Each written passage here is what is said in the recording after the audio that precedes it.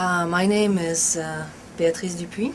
I'm in the Department of French and Italian. That's my primary appointment at the University of Arizona. I am an associate professor of French and foreign language education, and I'm also affiliated with SLAT, the Second Language Acquisition and Teaching PhD program on campus. So within foreign language teaching, one type of simulation that many teachers are familiar with is that, you tell students, okay, you're going to a restaurant and you're going to be ordering food, interacting with the waiter, and that kind of thing. Now, what global simulation does, and in the ways global simulation is different, is that the typical simulation activities that are done in a foreign language classroom are usually fairly short. We're talking about 10 to 15 minutes. Sometimes maybe it can take a couple sessions. Global simulation tend to be carried over longer periods of time. So when I conducted global simulation with French students, I did it over 15 weeks. So it was an entire semester. So what is global simulation? It varies. It has the same idea as simulation, is that you start with a context. You bring in characters that when students take on these characters, they create, it becomes lives of themselves, if you will. And then students will be reacting just like we do in life. Things happen and then you react to these using the target language and integrating cultural knowledge that you may have on how to deal with these various situations.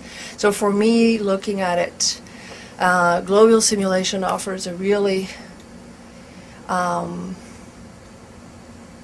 it's a great tool to integrate all the actual goals of communication, culture, comparison, connections, and communities.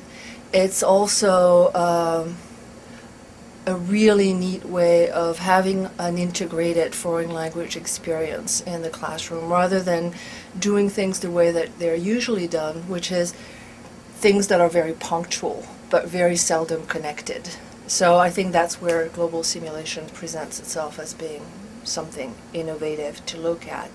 Also because I've looked into also integrating technologies within the global simulation. So students will have blogs that they create, they will interact on forums, they will do lots of different things like that. Now, my project involved global simulation with Turkish and Russian. What happens is that global simulation in itself is not such a novel idea, but it originated from an educational bureau in France. So most of the resources are written in French and therefore not accessible to many other language teachers.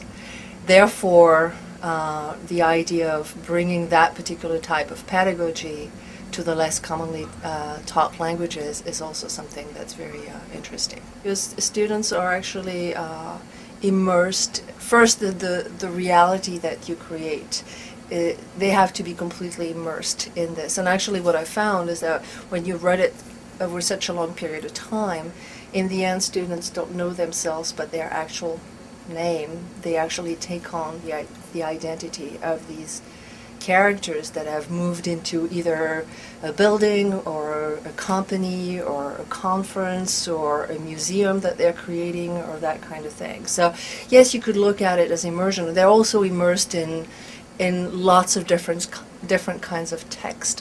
So yeah, it becomes almost like an immersion experience.